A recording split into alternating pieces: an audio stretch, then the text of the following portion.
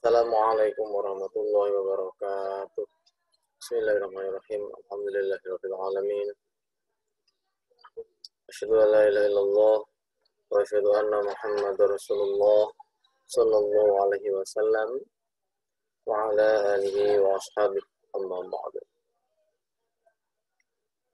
Anak-anak yang berbahagia, pada kesempatan ini insyaallah kita akan mengaji atau mempelajari pelajaran 4. Sebelum kita mulai, mari kita berdoa kepada Allah supaya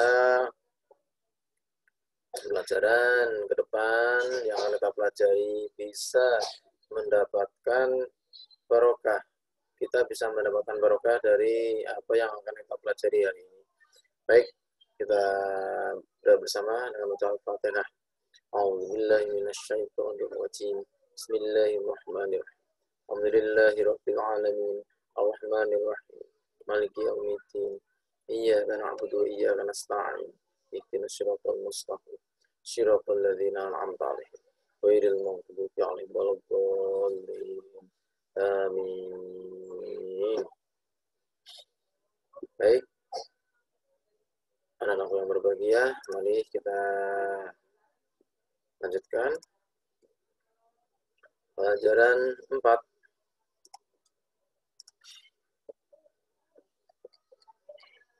Yaitu bersih itu sehat. Bersih itu sehat. Bersih itu sehat. Coba kita lihat di sini ada gambar musola, ya, ada masjid. Mohon maaf, ini gambar masjid. Lalu di sini kita lihat anak-anak SD, siswa SD sedang merapikan ruang kelas. Kemudian di sini juga ada siswa SD yang berangkat ke sekolah dengan kondisi bersih, rapi, ya. Nah, anak-anak, tahukah kalian apa arti bersih itu dan juga arti suci itu? Bagaimana melakukan wudhu yang benar? Bagaimana pula melaksanakan tayamum dengan baik? Ya. Mari nanti kita akan pelajari bagaimana tentang wudhu dan bagaimana cara tayamum. Kemudian kalau wudhu sudah ya di kelas 3 ya, untuk kelas 4 ini kita akan melakukan tayamum. Kemudian apa arti suci, apa arti bersih. Ini. Kemudian ini ada cerita si Ahmad ya, karena dia tergolong orang yang bersih, anak yang rajin mengerjakan sholat. Ahmad sadar agama Islam sangat peduli dengan kebersihan. Karena itu dia selalu menjaga badan, pakaian, alat belajar, dan tempat tinggalnya agar selalu bersih. Karena bersih itu sehat, orang yang bersih insya Allah akan terhindar dari penyakit. Nah, termasuk kita punya alat belajar juga kita jaga kebersihannya. Buku yang bersih, rapi, tas juga kadang dicuci, sepatu dicuci, kaos kaki diganti, ya. Jangan sampai kaos kaki dipakai terus, tidak pernah dicuci. Sepatu juga demikian, bolpen juga demikian. Semuanya harus kita jaga kebersihannya. Selain kita mandi, kita juga menjaga kebersihan kita dan juga menjaga kebersihan lingkungan kita, kemudian menjaga pakaian dan aksesoris kita. Kalau HP jangan dicuci, ya. Kalau HP ya dilap pakai tisu basah atau sanitizer dan sebagainya. Kemudian apa sih arti bersih dan sehat itu? Bersih artinya adalah bebas dari kotoran. Sedangkan suci ya, sedangkan suci artinya bebas dari najis. Najis adalah yang menjadikan terhalangnya seorang untuk beribadah kepada Allah. Sebentar ya, itu. Oke, kita kembali. Bersih artinya bebas dari kotoran, suci artinya bebas dari najis. Najis adalah suatu yang menjadikan terhalangnya seorang untuk beribadah kepada Allah. Ini suatu yang menjadikan orang terhalang untuk beribadah kepada Allah. Itu najis. Seperti contoh terkena jilatan anjing, kena darah, kotoran atau tinja, air seni atau urin, itu najis hukumnya. Ya, najis pasti kotor. Kalau kotor belum tentu najis. Misalnya terkena tanah, tinta, cat, dan ludah itu kotor, tapi tidak najis. Ya. Bersih atau suci dibagi menjadi dua, yaitu bersih dari hadas dan bersih dari najis. Jadi kalau najis itu sudah pasti kotor, kalau kotor belum tentu najis. Hadas ada dua, yaitu hadas besar dan hadas kecil. Contoh hadas besar apa itu? Seperti mimpi basah bagi laki-laki dan haid bagi yang perempuan. Ya. Cara menghilangkannya pun dengan cara mandi dan atau tayamum jika tidak ada air sama sekali. Hadas kecil seperti buang air seni, buang air besar, buang angin yang menyebabkan batal wudhu. Lalu untuk menghilangkannya dengan cara dicuci dengan air bersih, kemudian melakukan wudhu. Mari kita mengenal hadas kecil dan hadas besar. Nah, untuk hadas kecil, katanya buang air atau air seni, air tinja, dan buang angin. Ini menyebabkan batal wudhu. Nah, kemudian cara menghilangkannya yaitu dengan dicuci dengan air bersih lalu melakukan wudhu. Ya, air seni dan tinja. Ini harus disiram, harus dicuci dengan air bersih. Kalau tidak dicuci dengan air ya, maka tidak bersih. Ya, supaya suci. Nih, air seni dan tinja. Bahkan di suatu hadis satu percikan jarum pun, satu percikan jarum air seni yang nempel ke pakaian, kemudian pakaian itu kita pakai untuk sholat, maka sholat kita tidak diterima oleh Allah. Inilah ya, air seni, apalagi tinja. Jadi harus pakai air atau alat suci yang lain, ya, baru lakukan wudhu. Untuk hadas besar, yaitu mimpi basah bagi laki-laki dan haid bagi perempuan, cara menghilangkannya yaitu dengan cara mandi jinabat atau tayamum. Jika tidak ada air, pakai tayamum. Ya, insya Allah bisa dimengerti ya. Hadas kecil, hadas besar. Kemudian jika kita sholat, badan, pakaian, dan tempat harus bersih dari kotoran dan najis. Badan ini yang akan sholat ini, ya, pakaian juga, tempatnya ini pakai sajadah. Kalau di musola kita sudah pakai karpet, kalau sekarang digulung, ada pandemi ini. Ini ya, badan bersih. Bersih badan, pakaian, dan tempat tidak hanya ketika melaksanakan sholat saja, tetapi harus diartikan ke seluruh kehidupan. Di luar sholat pun badan kita harus bersih. Bersih pakaian artinya ya, segala sesuatu yang dipakai seperti baju, celana, peci atau topi, tas, ya, sepatu, sepeda, bangku, meja, lemari, rumah, dan lain-lain itu bersih. Usahakan selalu bersih. Ya, Mas Pani tadi saya dibilang dari awal, ya, kaos kaki terutama ini. Dan juga gigi, rajin gosok gigi ya anak-anakku ya. Kemudian bersih tempat seperti ruang tamu, ruang dapur, tempat tidur, tempat makan, tempat belajar, ruang kelas, ya, tempat bermain, halaman, gedung, dapur, kamar mandi, dan lain-lain. Itu juga diusahakan bisa selalu bersih. Ya. Ya, kamar mandi memang bisa bersih, bisa kalau kita rajin menyikati lantainya. Kalau ada bak mania sering dikuras. Ketika pipis, ya, ketika kencing, ya disiram. Apalagi BAB juga harus disiram. Ya, supaya bisa bersih. Halaman juga demikian. Buang sampah, dibuang pada tempatnya. Kalau kanan kiri tidak ada sampah, ya kita kantongin saja. Dikantongin dulu, baru setelah nanti ketemu tempat sampah, kita buang di tempat sampah. Ya, itu namanya cerdas. Menjaga kebersihan lingkungan dan juga kelestarian lingkungan. Ya. Ini, cermati coba gambar di bawah ini. Gemar membersihkan anggota badan ini, gigi. Walaupun gigi kalian mungkin belum rapi ya, kita gosok gigi lah. Telinga juga sesekali kita bersihkan. Ya, mohon nanti mengganggu orang tuanya, jangan sendiri. Ini leher nih, kalau mandi juga dibersihkan di sini ya, digosok-gosok ya. Rambut pun juga demikian, pakai sampo kalau mandi. Ada yang sehari 2 kali, ada sehari sekali pakai samponya, silahkan. Lalu kuku-kuku, wah ini diperiksa sendiri masing-masing nih. Apa kukunya panjang atau sudah pendek, bagus. Kaki juga demikian, yang bersih. Ini kukunya tidak ada yang panjang. Ya, ini rapih. Insya Allah, kalau rapi kan tidak enak. Nah, ya. Oke. Ya. Bagi yang sudah bisa ya alhamdulillah. Belum ya nanti berusaha.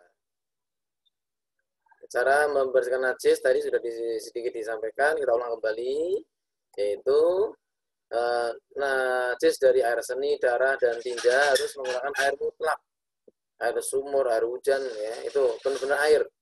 Caranya air yang datang dikucurkan ke benda bernajis, bukan najis yang datang ke air, ya, tapi air yang dikucurkan. Itu. Kemudian tapi ini kondisi kalau di sini ya, kalau di rumah normal kita. Tapi kalau di sungai yang panjang, misalkan di suatu wilayah di pegunungan, air yang mengalir panjang, itu nggak apa-apa. Kita masuk di situ suci semua, air jernih masalahnya dan banyak, gitu ya. Tapi untuk air kamar mandi, air keran ya, airlah yang dikucurkan yang datang ke benda bernajis. Kemudian cebok atau membersihkan kotoran seperti tinja atau istinja adalah salah satu cara membersihkan najis yang sering kita lakukan. Jadi harus dilakukan setelah buang air kecil atau buang air besar nih. Ini harus cebok, istinja. Ya. Kemudian istinja dapat menggunakan tisu, air, atau batu, atau benda kesat lainnya. Bila menggunakan air, maka tangan kanan menyiram dubur, sedangkan tangan kiri mengusap hingga bersih. Jadi yang gosok tangan kiri, yang nyiram tangan kanan sampai bersih. Perlu pakai sabun, ya. Untuk air, kalau tisu ya dilap sampai bersih. Batu juga bisa, tapi untuk laki-laki saja. Ya, kalau cuman kan nggak bisa pakai batu atau benda lain. Ya. Ini kondisi darurat, ya. Tisu, batu. Nah, kita berdoa sebelum melakukan istinja atau buang air besar di kamar mandi. Itu harus kita berdoa, ya. Doanya insyaallah sudah hafal semua ya. Kalau belum ini dihafalkan. Allahumma inni a'udzubika minal khubuthi wal khaba'ith. Bukan is, tapi if. T dan S. Antara T dan S. If, fa. Abata, fa. Alif, ba, ta, fa. Allahumma inni a'udzubika minal khubuthi wal khaba'ith. Mari kita ikuti bersama-sama. 1, 2, 3. Allahumma inni a'udzubika minal khubuthi wal khaba'ith. Ya, ini kurang fathah, mohon maaf. Allahumma inni a'udzubika minal khubuthi wal khaba'ith. Ya. Silakan nanti dihafalkan dan dipraktekkan setiap masuk kamar mandi. Melangkah kaki kiri dahulu. Berdoa, setelah berdoa baru masuk dengan tangan kiri, nanti keluarnya baru keluar dengan kaki kanan dulu. Sambil berdoa, ghufranak juga boleh. Aku senang berwudu, sekarang berwudu.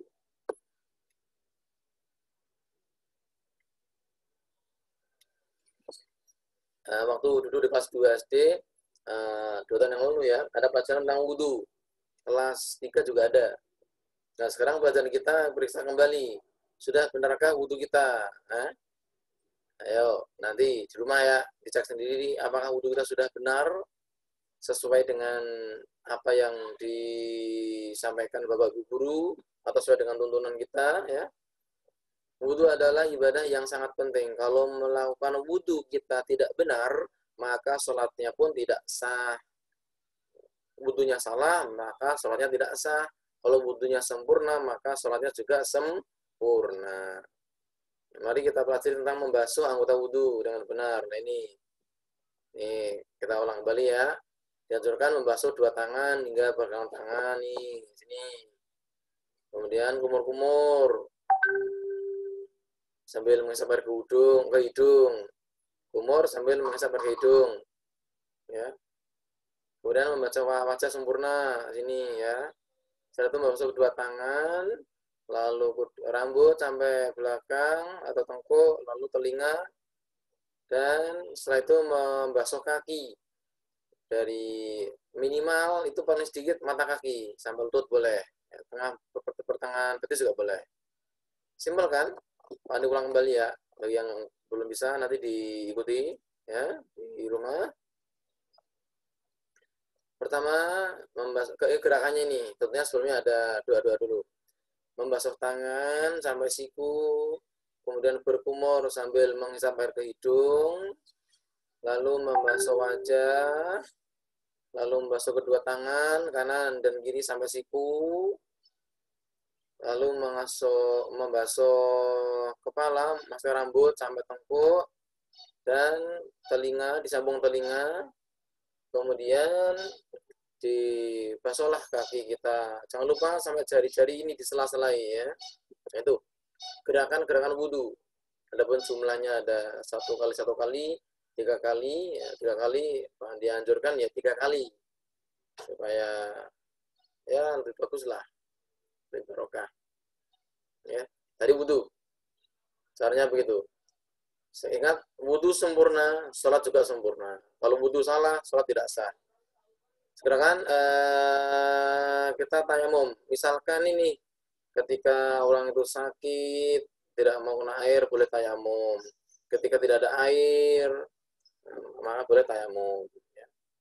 Diperbolehkan apabila tadi tidak ada air, ya, kemudian sedang sakit dan dalam perjalanan atau musafir, seperti pergi ke Mekah 9 jam dalam pesawat dan sebagainya. Ya, ini 3 itu ya. Ketika sakit, ketika tidak ada air, dan dalam perjalanan. Cara tayamum, ini diperhatikan. Yang pertama, berniat tayamum untuk melakukan sholat fardu. Dan juga baca doa bismillah ya, seperti doa mau wudu, mengusap muka dengan debu dan bersih, ya. Letakkan 2 tangan berdebu dan usapkan ke wajah, itu maksudnya. Caranya begitu. Dan yang ketiga, mengusap 2 tangan sampai siku dengan debu yang bersih ini. 1. Lek, kemudian di ini, lalu diusap ke wajah. Pertama. Yang kedua, taruh di tanah pasir tangannya, pelat, lalu diginiin, sedikit aja. Terus tangan kanan ditaruh di atas tangan kiri, serat, kemudian dibalik, tangan kiri di atas tangan kanan, serat, kemudian baru masuk kedua tangan. Jadi mengerti, ini cara tayamum ya. Lek, ini. Saya kembali, serat, taruh tangan di debu, lepaskan, terus ke tangan, ke wajah, lalu ke yang kedua, tempel ke debu, tangan diusap, lalu diusapkan ke tangan sampai siku.